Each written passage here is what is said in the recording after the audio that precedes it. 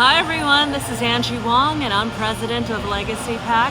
I just want to thank all of our followers. We're close to 100,000 followers on Facebook and we've only been around for a few short months. So thank you again. I'm going to ask you for your continued support leading up to 2024. Please donate to legacy-pac.org. That's legacy-pac.org. Thank you, and we'll see you on the campaign trail. But I don't think he has the track record to prevail in the primary for the United States president's race. That's why us at Legacy PAC, or we at Legacy PAC, are supporting Donald Trump for the president in 2024.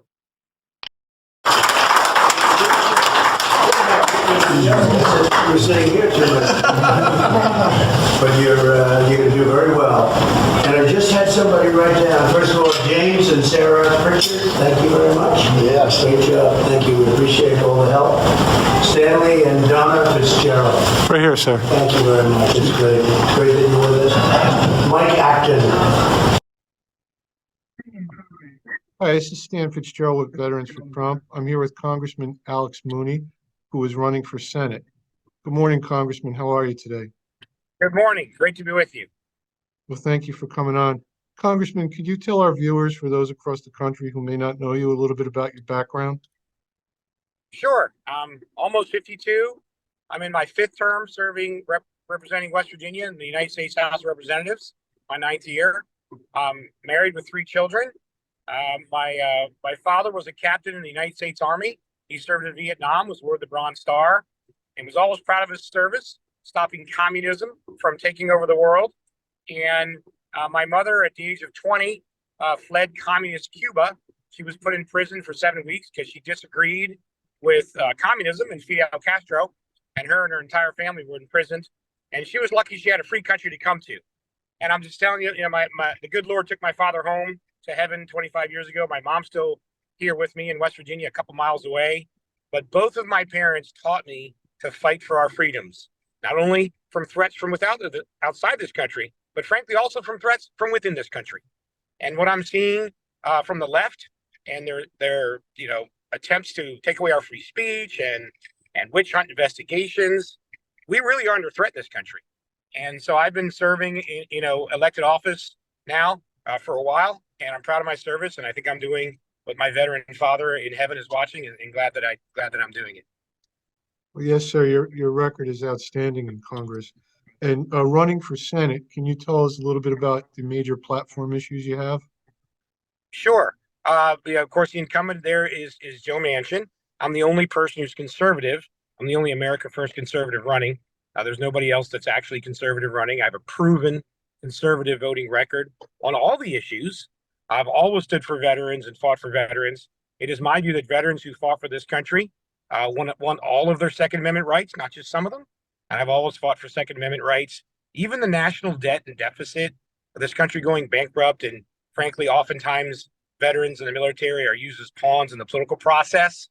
And obviously we need to fully fund our military, but at the same time, not continue to create these horrible debts and deficits we're seeing. So I think I stand for veterans when I vote against wasteful spending. We're seeing that right now, for example, with the debt ceiling fight we're dealing with. We've got the appropriations fight coming up.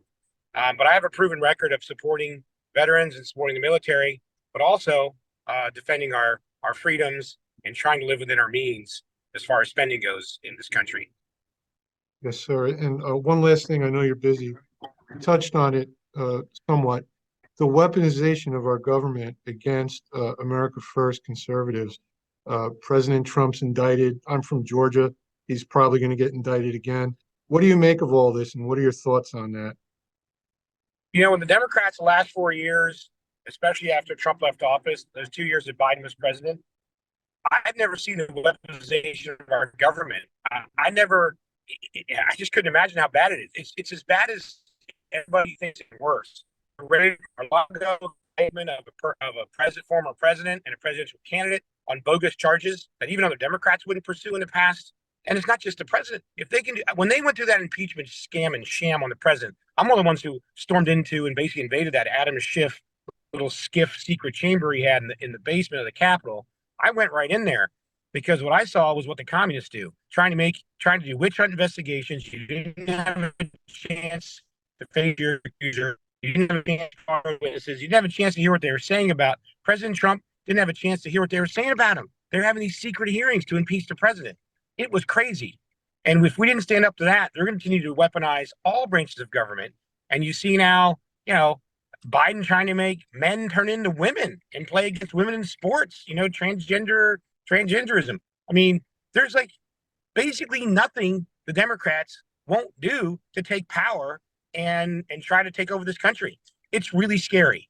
So, I think it's important. The reason I'm running, again, I'm the only actually fighting conservative running, and I have a proven record. The reason I'm running for the U.S. Senate is because West Virginians deserve a U.S. Senator who will fight for them, not just go along to get along, even as a Republican. Some of them do that, but one who will actually fight, stand up against the weaponization of the government, wasteful spending, fight for our veterans, and just fight for all of our freedoms. I mean, the freedom whether to vaccinate or not. I mean, President Biden threw veterans military if they wouldn't vaccinate. We had a fight to get them back in, and we succeeded in that. But the fact that they would throw veterans out of the Army, for a social agenda, now they're pushing transgenderism training in there. It really is a battle. I'm keenly aware of this since my mother lost her entire country to communists, and still to this day, Cuba is overrun by communists who oppress everybody. What the left takes, they will not give back. So if you want a fighter, I'm your guy. Well, you certainly are a fighter, and that's why our board at Veterans for Trump voted unanimously to endorse you for Senate. Thank you. We appreciate you. And Thank we're going to encourage our viewers across the country to help in this fight. So can you please tell them how to get to your website for Senate? Sure. Just Mooney for WV. Mooney, my last name, Mooney for FOR, WV, West Virginia. Please go to Mooney for WV, read about me, all sorts of ways you can support me, spread the word. I'm a West Virginian by choice. I'm proud to have made a decision to live in West Virginia. And word of mouth means a lot. So for veterans who want to spread the word to other veterans and friends who I am and that you support me, that means a lot in West Virginia. And I thank you for it. You're very welcome. Thank you, sir, for everything you're doing to help save You bet. America. bet. Safe travels now. Goodbye. Thank you. Goodbye.